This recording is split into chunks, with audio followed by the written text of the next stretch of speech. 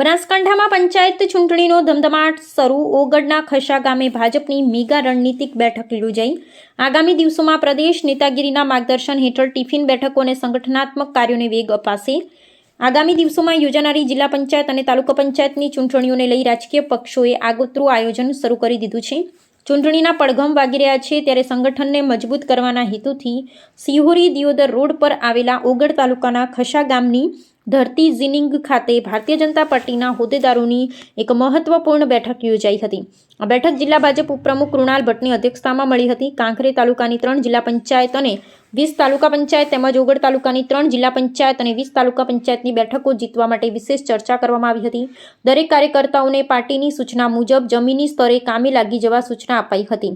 આગામી દિવસોમાં પ્રદેશ પ્રમુખ અને મહામંત્રીની આગેવાનીમાં એક અગત્યની બેઠક યોજાશે. જિલ્લા ભાજપ મહામંત્રી રસિકજી ઠાકોરે માહિતી આપતા જણાવ્યું હતું કે સંગઠનને વધુ સક્રિય કરવા ગણતરીના દિવસોમાં ટિફિન બેઠકનું આયોજન કરવામાં આવશે.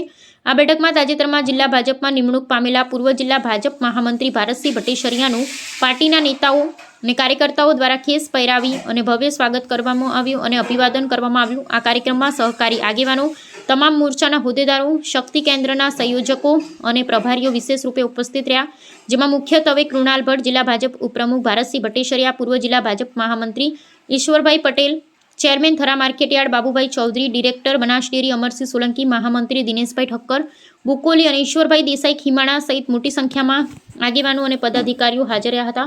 સમગ્ર કાર્યક્રમના અંતે બનાસ ડેરીના ડિરેક્ટર બાબુભાઈ ચૌધરીએ ઉપસ્થિત તમામ લોકોને આભાર વિધિ કરી હતી.